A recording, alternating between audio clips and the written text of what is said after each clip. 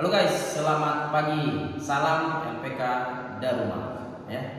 Jadi perkenalkan, nama saya Josia Silaban, owner dari LPK Daruma. Nah, kali ini saya mau menjelaskan kembali bagaimana sih cara atau progres agar bisa kerja ke Jepang, karena peraturan Jepang itu kan selalu berubah-ubah, sehingga saya harus mengupgrade video penjelasan. Saya harus bikin video ini karena dalam satu hari bisa bertanya sampai 50 orang, ya kan? Jadi nggak mungkin saya selalu menjelaskan ke satu.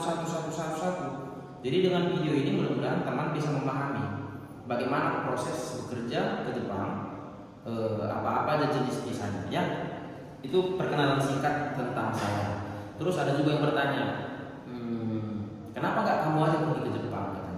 Ketepatan saya pun sudah pernah pergi ke Jepang. Saya ke Jepang itu tahun 2015 dan pulang dari Jepang 2018. Awal saya mencoba ke Jepang itu 2011 ya. Mulai mencoba masuk LPK dulu di Medan.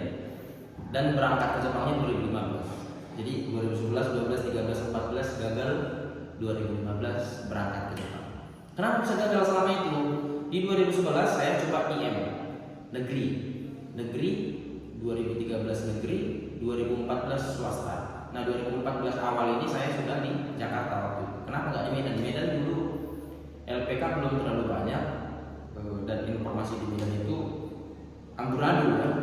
Ada LPK itu yang mulutnya terlalu manis. Ya kami bisa memberangkatkan ke Jepang. Pada akhirnya nggak berangkat saya ya. Jadi kira-kira begitu. Lalu alasan saya membuka LPK apa? Kan begitu. Karena dulu saya adalah korban dari LPK yang kurang bagus, ya saya punya inisiatif, saya akan buka LPK, saya akan buka jalan dari Medan, supaya tidak ada lagi orang-orang yang tertipu yang seperti saya. Oke guys, kira-kira itu inisiatif saya untuk membuka LPK, sehingga terbukalah LPK Daruma. Oke, jadi LPK Daruma itu nanti akan saya buat juga ini.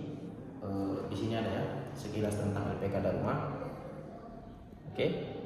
Nah, jadi itu ya perkenalan dari saya. Terus kita langsung masuk ke inti pembahasan. Bagaimana sih cara kerja ke Jepang? Pahami dulu guys, ke Jepang itu harus bisa bahasa Jepang. Ya, jadi ada teman-teman yang bilang dari media sosial, kok mahal kali katanya. Jadi yang buat mahal itu pertama, kalian harus mengikuti pelatihan dulu. Ya, poin pertamanya untuk bisa ke Jepang harus bisa bahasa Jepang. Oke, poinnya ya, harus bisa bahasa Jepang. Lah, terus kalau kami belum bisa bahasa Jepang gimana? Ya belajar. Belajar ke Jepang itu ada dua opsi. Pertama, belajar di LPK Daruma. Kedua, belajar mandiri. Kalau kalian bisa belajar mandiri ya terserah. Nah di Daruma kami kadang membantu dapat job. Nah contoh ada si A yang udah belajar mandiri atau belajar di LPK lain. Nah ketepatan di LPK lainnya sudah sampai setahun, 2 tahun nggak dapat job. Boleh silakan datang ke LPK Daruma, kami bantu. Oke, jadi untuk belajar di LPK Daruma itu pasti butuh biaya guys. Ya, untuk biaya fluktuasi. Untuk saat ini setelah video ini diupload, paket promo belajar di LPK ya 9 juta. Ini input apa aja? Pertama MCU, kedua pendaftaran, ketiga pelatihan. Target 6 bulan. Oke? Nah, pendaftaran ini sudah dapat baju, buku, dan ATK. Bajunya baju apa? Baju olahraga sama baju kaos pemburu yen. Oke? Pelatihannya target 6 bulan. Jadi contoh si A masuk. Apakah dia harus pelatihan 6 bulan dulu baru boleh wawancara? Salah. Kalau misalnya si A bisa belajar 4 bulan dan bisa, itu udah langsung wawancara guys. Jadi tergantung peserta. Nah, ini paket 6 bulan inilah biaya. Jadi target daripada LPK dan semakin cepat kalian belajar, semakin untunglah LPK dan karena kalian sudah bayar paket 9 juta. Oke, jadi kami tidak mau menahan peserta supaya semakin lama. Oke ya guys. Jadi di syarat pertamanya harus bisa bahasa Jepang. Belajar di LPK Dharma, ini biayanya. Belajar mandiri boleh. Lalu kalau sudah belajar mandiri dan sudah bisa bahasa Jepang, pertama bisa bahasa. Ini harus dites dulu ya. Terus yang kedua, dia sudah ada JFT dan SSB. Ini kalau yang DG. Kalau ini dia sudah ada, biaya ini nggak perlu dikeluarkan lagi guys. Kalau dia sudah bisa bahasa minimal sampai bab 30, maka nggak perlu bayar ini lagi. Kalau dia sudah ada JFT dan SSB, nggak perlu bayar lagi. Jadi yang perlu dibayar supaya bisa berangkat ke Jepang apa? Disebut biaya keberangkatan. Ya, ini administrasi biaya keberangkatan ke Jepang. Ini juga bermacam-macam. Nanti akan saya jelaskan. Tapi dipahami dulu yang ini ya. Oke, syarat pertama sudah oke. Harus bisa bahasa Jepang. Terus yang kedua, ke Jepang itu ada berapa jenis visa? Oke. Ke Jepang itu ada berapa jenis visa? Pertama kita bahas dulu yang magang. Magang ini apa? Magang itu belajar sambil bekerja. Jadi yang ini minimal tamatan SMA. Tolong dipahami ya, minimal tamatan SMA. Berarti dia harus SD, SMP, SMA atau SMK. Harus SD tamat. Paham ya? Jadi jangan lagi ditanya tamatan SMP boleh nggak? Nggak boleh, harus minimal tamatan SMA. Oke? Jadi magang itu belajar sambil kerja. Nah, usia 18 sampai 33 tahun. Oke? Kalau usia 17 tahun gimana? Baru tamat SMA soalnya. Boleh. Untuk masuk LPK dan rumah boleh. Tetapi untuk ikut wawancara harus minimal 18 tahun. Karena ini usia yang sudah diperbolehkan untuk bekerja. Oke ya guys? Jadi magang ini pun terbagi menjadi dua. Pertama, negeri. Kedua, SO atau swasta atau mandiri. Ya. Kalau negeri ini biaya keberangkatan ke Jepangnya itu gratis atau ditalangi atau dibutuhkan oleh negara. Dan ini seleksinya diadakan di Disnaker provinsi. Cara lihatnya gimana? Ya lihat aja di websitenya. Oke? Kalau websitenya kadang-kadang berubah, tapi coba cek pemagangan, di situ semua ada informasinya ya. Jadi negeri gratis biaya keberangkatan, tapi biaya belajarnya bebas. Kalian mau belajar di LPK boleh, belajar mandiri pun boleh.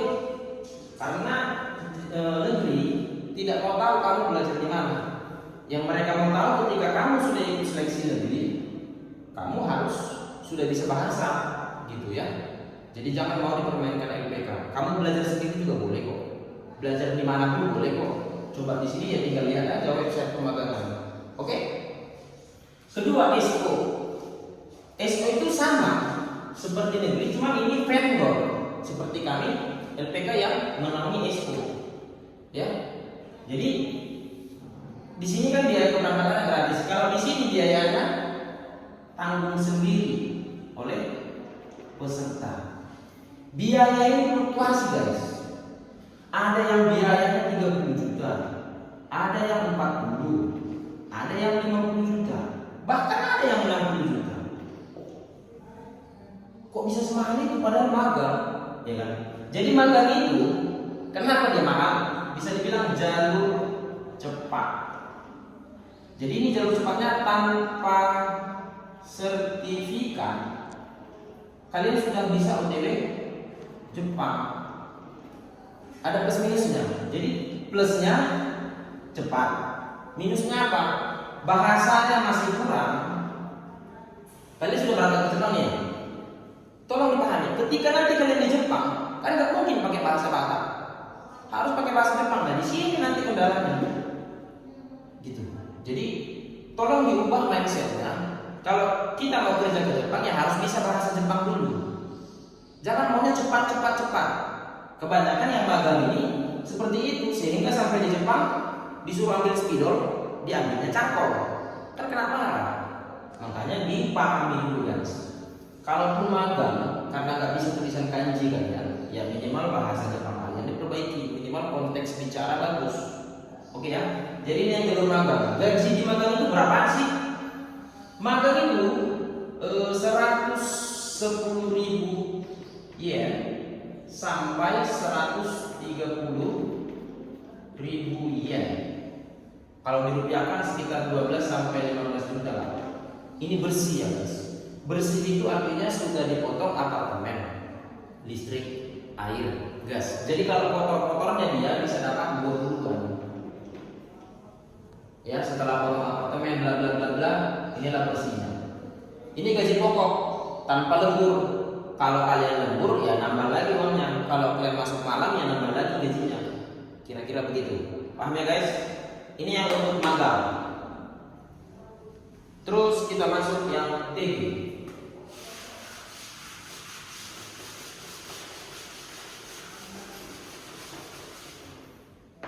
Nah, yang kedua TG. TG ini disebut Tokute Gino. Kalau magang apa? Magang itu Gino Jisuse. Tolong dipahami ya guys. Gino. Jadi ini adalah serupa tapi tak sama. Maksudnya begini. Kalau TG ini asli jalur mandiri. Kalian belajar sendiri dimanapun, asalkan sudah dapat JFT dan SSW, kalian sudah bisa ngambil ini guys, TG. Tolong yang pahamnya. Haruskah masuk LPK? Enggak. Kalian boleh belajar sendiri. Kalau bisa. Kalau misalnya nggak bisa ya silakan belajar di LPK Daruma. Oke? Masuk ke LPK Daruma, belajar. Setelah dapat ini baru boleh masuk ini. Ini juga minimal tamatan SMA. Usia 18 sampai 33. Ini maaf, ketuaan ini guys. Kalau magang sampai 30. Yang ini yang baru 33 ya, maaf. Oke? Jadi setelah JFT ini ngambilnya di mana? Contoh, si A belajar di LPK. Belajar 6 bulan. Dia sudah merasa mampu nih untuk ujian, maka dia ujian. Gagal. Maka bulan depan coba lagi. Terus dapat JFT. JFT ini ngambilnya ada tempat ujian khusus yang ditentukan ya untuk ngambil JFT. Lalu ngambil SSW juga ada tempat ujian khusus. Jadi nanti sertifikatnya keluar online ya. Setelah 6 bulan nggak lulus, 7 bulan lulus. Nah, ketika dia sudah dapat 22 baru boleh ngambil TG. Paham ya guys? Nah, untuk biayanya ini fluktuasi tapi lebih murah ini. Ada yang 15 juta, ada yang 20, ada yang 30 juta, mentoknya 30 juta. Ini yang mentok yang pernah kami berangkatkan. Oke? Ini biaya berangkatnya aja ya, di luar biaya pelatihan.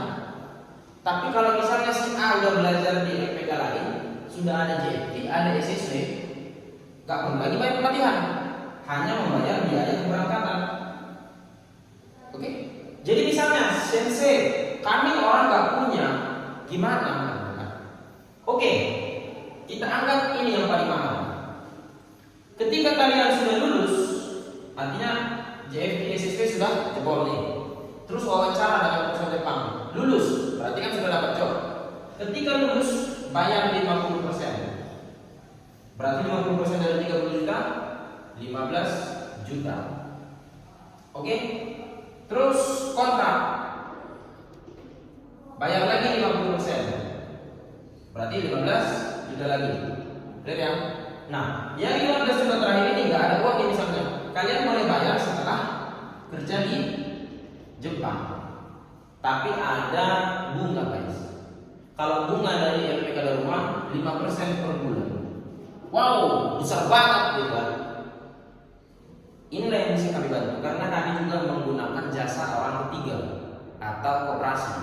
Kalau dari LPK Daruma jujur keuangan LPK Daruma belum ada. Jadi kami menggunakan investor. Inilah yang kami dapat.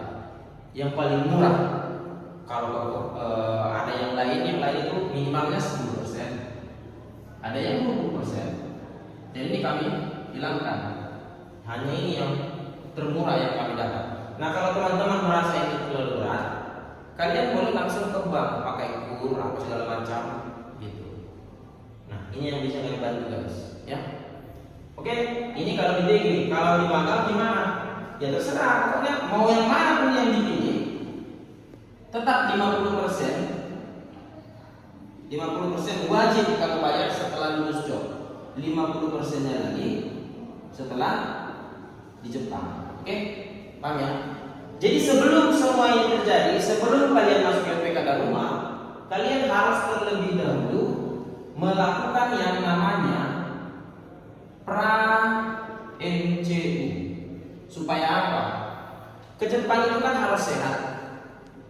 Perusahaan Jepang tidak akan menerima orang yang sakit. Jadi setelah semua ini lulus, saat mau berangkat ke Jepang, kalian akan ada yang namanya MCU. MCU itu tes kesehatan. Jadi ada pra, ada MCU. MCU dilakukan sebelum berangkat ke Jepang. Maka pra MCU kami lakukan sebelum masuk LPK Daruma. Supaya apa? Pertanyaannya satu guys. Apa tujuan masuk LPK Daruma? Tentu ingin kerja ke Jepang. Nah, supaya bisa kerja ke Jepang harus sehat. Supaya tidak ada kendala di MCU terakhir, maka kami lakukan pra MCU. Supaya ketika masuk LPK, misalnya nih ada sakitnya. Kalau ada sakitnya kan tidak bisa berangkat ke Jepang. Di sini lah kau ada. Jadi kau nggak perlu membayar uang pelatihan, nggak perlu membayar ini, ya kan? Tapi kalau sudah sehat di sini, mudah-mudahan 90% ini sehat. Karena apa? Karena kan kamu harus melewati pelatihan selama 6 bulan ini. Misalnya kamu masuk di bulan 5, 6 bulan ke depan berarti bulan 11. Nah, dalam kurun waktu 6 bulan ke depan kan kita nggak tahu situasi. Makanya kamu yang masuk LPK ya harus dilatih olahraga, latih fisik dan mental supaya sehat, ya kan? Mudah-mudahan yang aman di sini aman juga di sini. Terkecuali kecelakaan, itu kan alam, kita nggak bisa memastikan, ya kan? Oke, kira-kira begitu guys untuk gambaran misalnya. Dan ini juga harus minimal tamat S1 derajat ya. Untuk biaya secara garis besar sudah saya jelaskan. Nah ini yang magang ada banyak jenisnya. Tergantung pilihanmu guys. Karena contoh, misalnya besok datang job magang. Kami akan bertanya kepada siswa. Kami kumpul siswa di lapangan. Ini ada job bawa alat berat misalnya. Biayanya 50 juta. Siapa yang mau? Gitu ya. Ini ada job pengelasan. Biayanya 30 juta. Siapa yang mau? Misalnya dibutuhkan 10 orang. Rupanya yang menunjuk tangan 20 orang. Maka akan kami seleksi berdasarkan bahasa Jepang. Jadi yang bahasanya bagus-bagus lah yang masuk ke 10 orang ini. Dan 10 orang ini diseleksi lagi sama perusahaan Jepang yang diambil hanya 4 orang. Nah inilah yang lulus. Oke? Kira-kira begini guys. Terus selanjutnya engineering. Engineering itu di atasnya DG. Jadi bisa terendah itu magang, terus DG, terus engineering. Nah untuk engineering dia harus minimal tamatannya itu D3 ya, minimal tamatannya D3. Tamatan apapun sudah boleh sekarang ya. Tapi bidang kerjanya, contoh, dia tamatan D3 atau S1 lah, S1 hukum misalnya. Dia ingin kerja di Jepang. Nah kalau kamu kerjanya sebagai hukum di Jepang nggak bisa. Tapi nanti kerjanya yang lain itu akan dijelaskan ketika wawancara. Kalau kamu mau silahkan. inti dari segalanya harus bisa dulu bahasa Jepang ya. Kalau engineering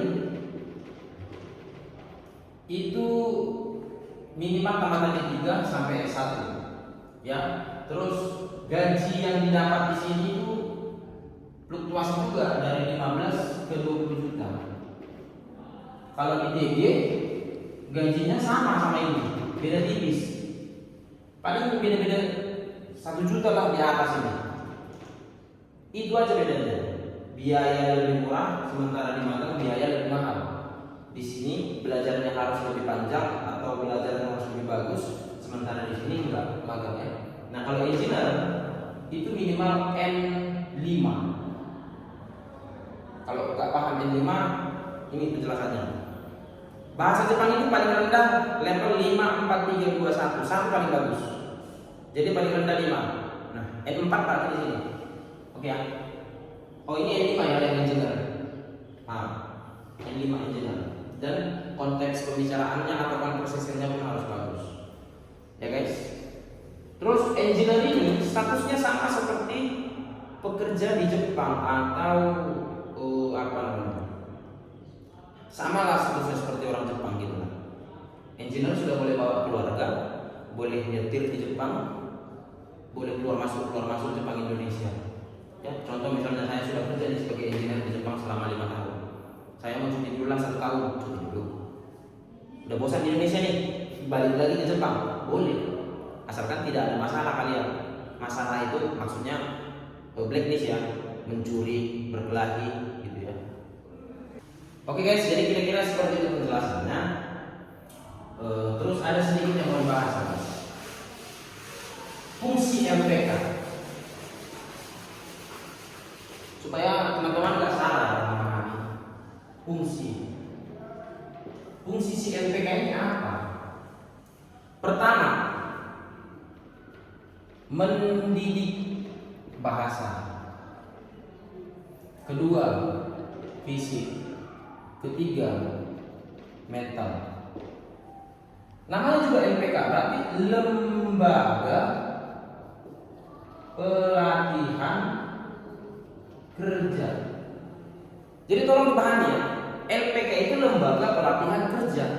Jadi kalian masuk LPK itu dididik supaya siap kerja. Jadi bukan untuk menerima ijazah di sini, bukan untuk menerima sertifikat di sini. Sertifikat maksudnya itu kayak sertifikat lulus gitu. Kalian memang harus dididik supaya siap kerja. Jadi kalau memang masih manja-manjaan, belum siap tempur, jangan masuk LPK. Jadi ada nih anak-anak baru tamat SMA masuk LPK. Mak, kami tidurnya barengan di sini, nggak ada kamar-kamarnya. Loh, mana bisa kan kamar-kamar pula di sini? Namanya asrama. Biaya asrama kan di LPK Daruma 1.200.000. Itu sudah termasuk makan 3 kali sehari, tempat tidurmu, listrik, airmu. Kalau memang nggak terima, ya silakan ke kos. Ya, tapi ingat tujuan masuk LPK ngapain? Kan dididik supaya kau siap tempur. Nanti di Jepang sana nggak boleh manja-manja. Nah, capek kali rupanya kerja di Jepang, pulang aja begitu. Kan nggak bisa. Ya, jadi hilangkan rasa-rasa manja itu. Makanya mau ke Jepang itu harus kuat di fisik, kuat di mental. Ya, itulah fungsi LPK. Ngapain kau bayar mahal ke LPK? Coba. Kalau hanya sekedar bahasa Jepang, kau belajar online aja.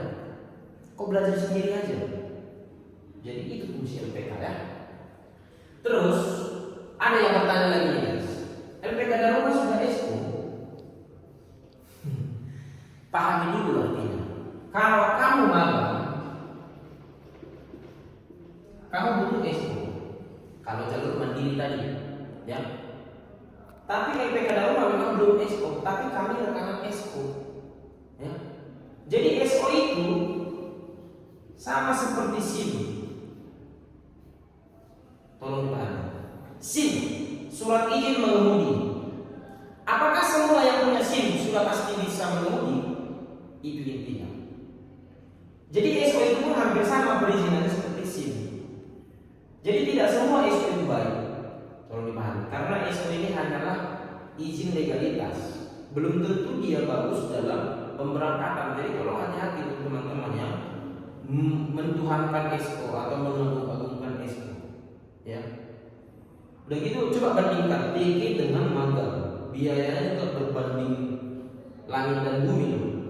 Jadi ngapain ngejar-ngejar magang? Yang penting TG. Kan gitu. Tapi meskipun begitu, SO tidak jaminan untuk pemberangkatan. Kadang-kadang SO dibuat hanya untuk merekrut siswa. Karena orang-orang lihat kan SO.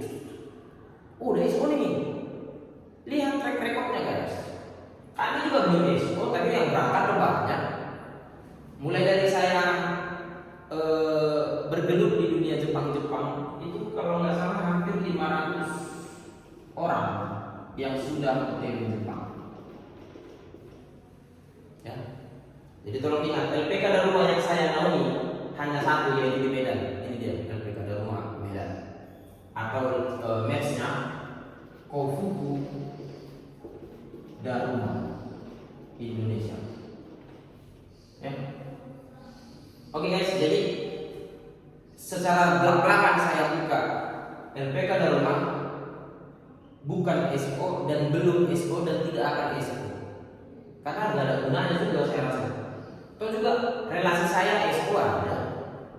Saya pinjam SO-nya bisa. Ngapain saya membuang uang untuk buat SO? Mending saya besarkan LPK, ya kan? Dan itu magang. Kan tanpa SO juga bisa berangkat melalui apa? TG, engineer. Oke, paham ya sampai situ? Jadi itulah fungsi LPK. Apa lagi? Terus syarat masuk LPK. Tadi secara garis besar sudah. Yang pasti harus sehat jasmani rohani, tidak cacat fisik, tidak patah tulang, tidak patah hati. Paham ya? Maksudnya tidak patah hati seperti ini.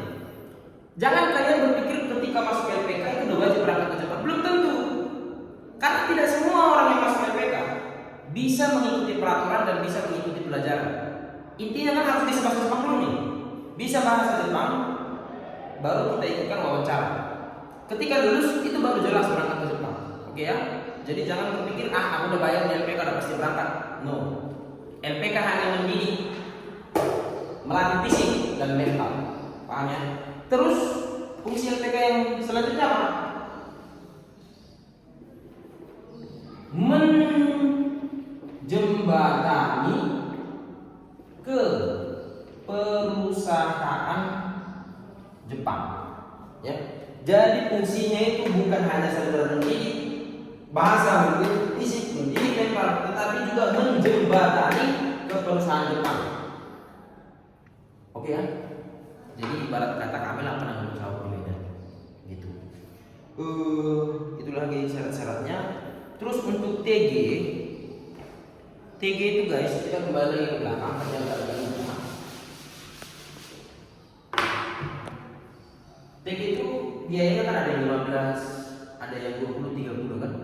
Nah, untuk TG Kaigo misalnya, Kaigo itu perawat lansia, tapi ini di rumah sakit ya, bukan home care. Tolong pahami ya, di rumah sakit bukan home care. Nah, untuk TG Kaigo ini ada banyak jenisnya guys. Untuk yang SMA sederajat pun boleh.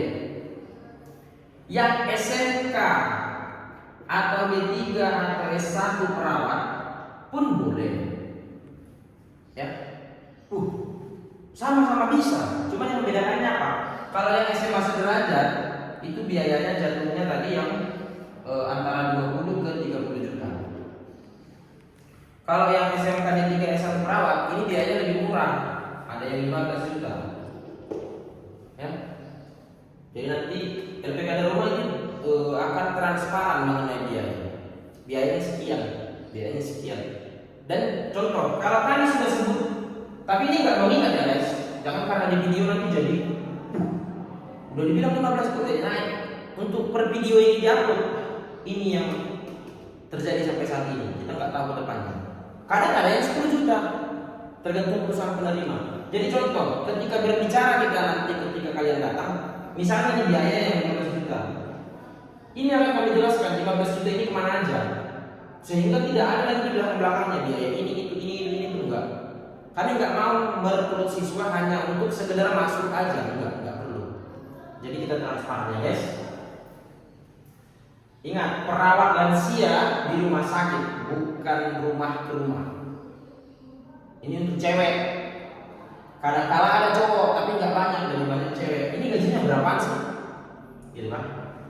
Gajinya itu yang udah saya berangkatkan ya, itu seminimalnya 13 sampai 20 juta guys.